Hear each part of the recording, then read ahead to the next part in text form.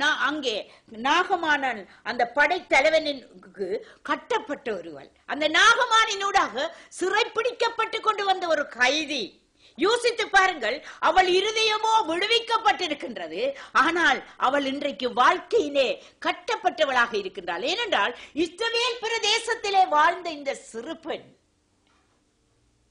இப்பொழுது இந்த படைத்தலைவனாகிய நாகமான் அந்த தண்டுகளினோட அந்த சேவர்களினூடாக சிறைப்பிடித்து தன்னுடைய வீட்டிலே கொண்டு வந்து அங்கே சிறை கைதியாக தன்னுடைய மனைவிக்கு ஒரு வேலைக்காரியாக வைத்துங்க. எனவே அவள் சரீர பிரகாரமாக அவள் அடிமையாக்கப்பட்டாலும் கூட அவள் இருதய பிரகாரமாக விடுவிக்கப்பட்டவளாக இருந்தாள். ஏனெனில் அவள் விடுவிக்கப்பட்ட இருதயம் கற்ப வேதனை உள்ளதாக இருந்தது. அவள் விடுவிக்கப்பட்ட இருதயம் கற்ப வேதனை உள்ளதாக இருந்தது. காரணம் என்னென்றால் அவள் நான் சிறைக்கைதியாக்கப்பட்டேன். யாரினாலே?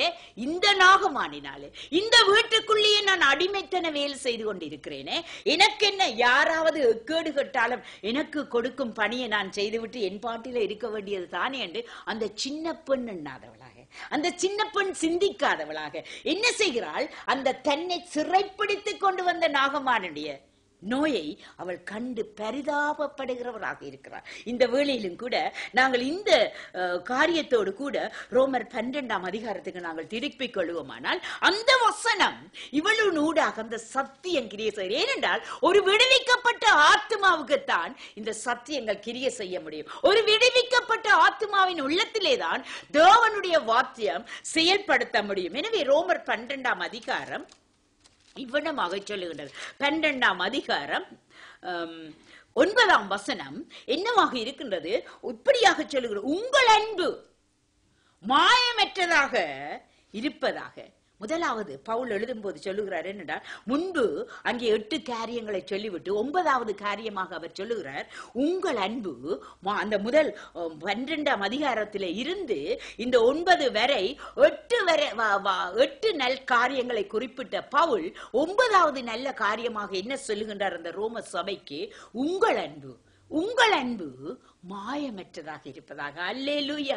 அந்த மாயமற்ற அன்பைத்தான் அந்த இயேசு கிறிஸ்து சிலுவையிலே விட்டு விட்டார். எனவே அந்த மாயமற்ற அன்பை நேசிக்கிற நாங்கள் நம்முடைய அன்பை மாயமற்றவர்களாக ஊற்ற வேண்டியவர்களாக இருக்கிறோம். அல்லேலூயா! இந்த சிறுபெண் யாரினாலே அங்கே சிறைப்பிடித்து அழைத்து கொண்டு வருகின்றாளோ, அந்த பிறை கொடுத்து கொண்டு வந்த அந்த கோபத்தை, அந்த வெறுப்பை, அந்த தன்னுடைய அவல நிலையை அந்த எஜமானுக்கு வெளிப்படுத்தாமல் அவள் என்ன செய்கிறாள்? அவளுடைய அன்பு மாயமற்றதாக இருக்கிறது. அவளுடைய அன்பு மாயமற்றதாக இருக்கின்றது. வார்த்தை அதைச்சான் சொல்லுகிறது, உங்கள் அன்பு மாயமற்றதாக இருங்கள். அடுத்தது உள்ளத்தை குற்றக்கூடியதாக இருக்கின்றது. என்ன நடக்கின்றது? தீமையை வெறுத்து நன்மையை பற்றி கொண்டிருங்கள். அல்லேலூயா! தீமையை வெறுத்து விடுங்கள், நன்மையை பற்றி கொண்டிருங்கள்.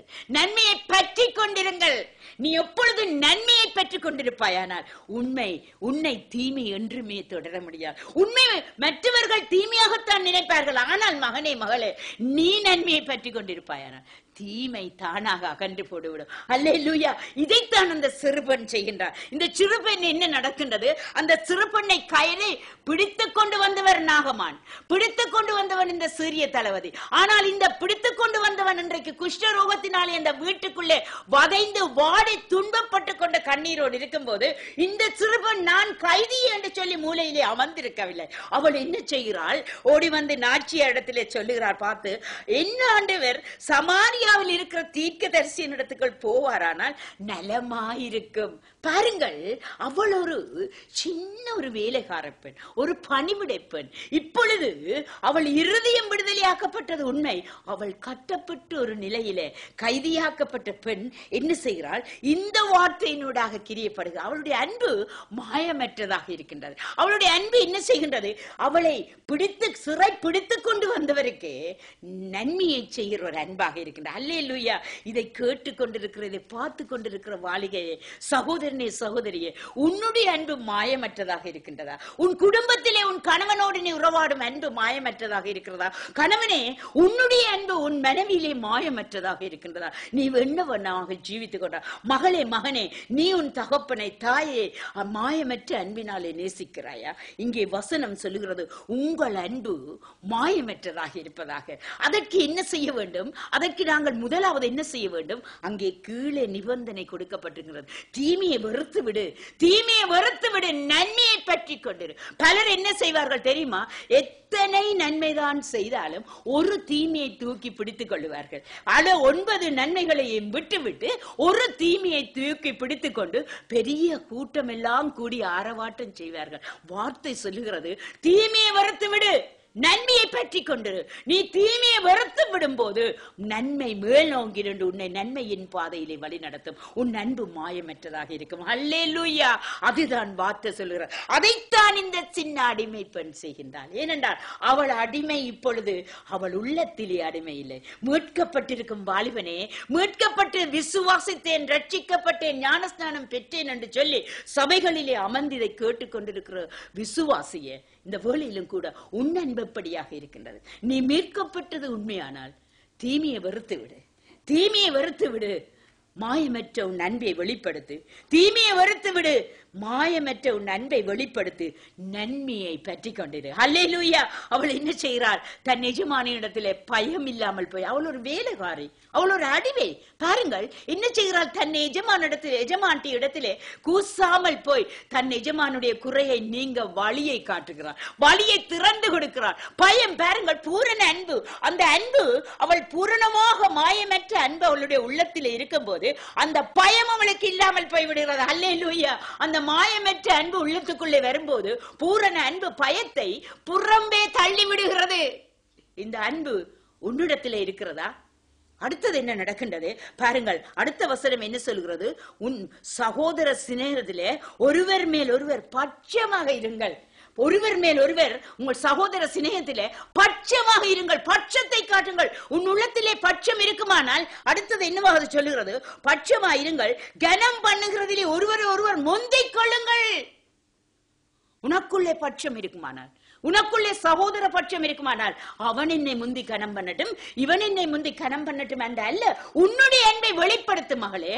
நீ கனம் பண்ணுவதில் முந்திக்கொள். இங்கே இவள் தன்னுடைய அடிமைப்பட்ட ஒரு அடிமை பெண்ணாக இருந்தும் கூட தன்னுடைய கனம் பண்ணும் தன்மையை இங்கே எஜமாட்டிக்கு பயம் இல்லாமல் துணிந்து அங்கே சொல்லுகின்றாள். என்ன சொல்லு?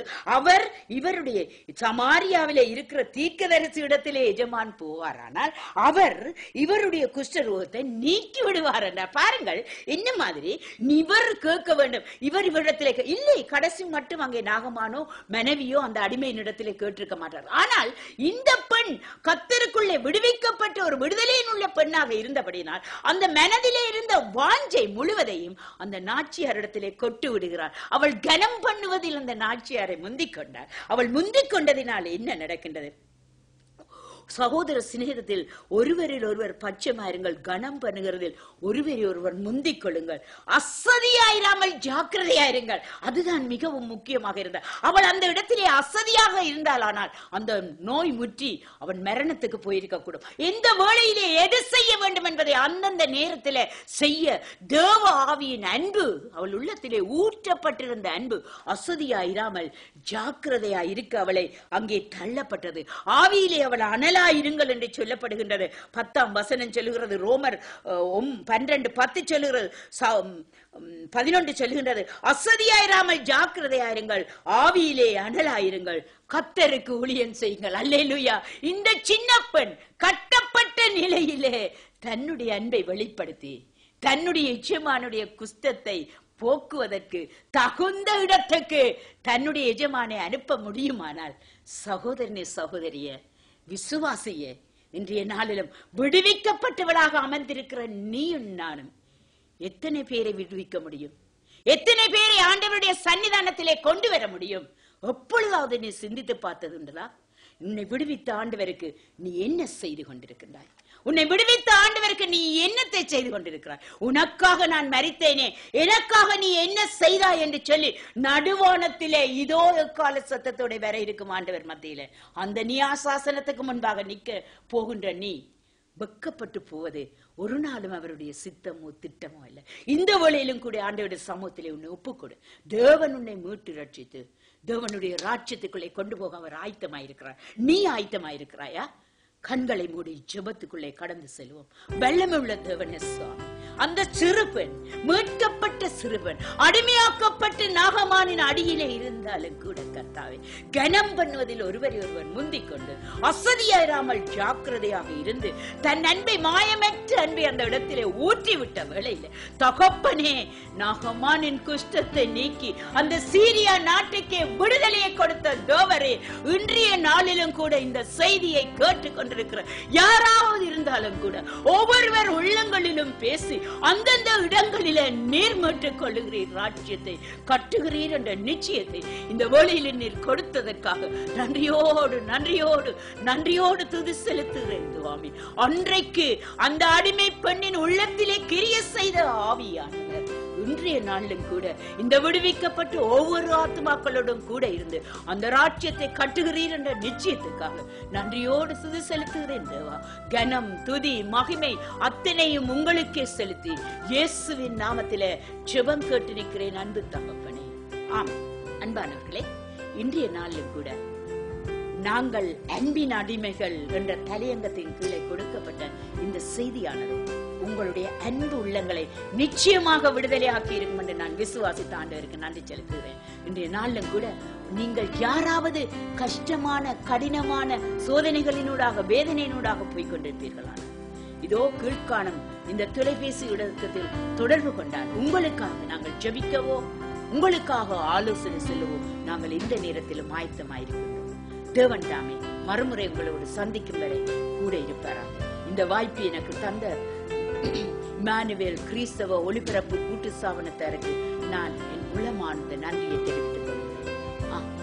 இயேசுவுக்குள் புது வாழ்வு என்ற இந்த தொலைக்காட்சி நிகழ்ச்சி நம் ஆண்டவராகிய இயேசு கிறிஸ்துவின் நற்செய்தியை இந்த உலகெங்கிலும் உள்ள மக்களை சென்றடையவும், பிரசங்கிக்கப்படவும் மற்றும் கற்றுத்தரவும் பயன்பட்டு வருகின்றது. எங்களது தொலைக்காட்சி நிகழ்ச்சிகளை www.ecbnministries.org என்ற இணையதளத்திலும் கண்டு ஆசீர்வாதங்களை பெற்றுக் கொள்ளலாம். உங்கள் ஜெப தேவைகளுக்கு அழையுங்கள் 0044 013 546935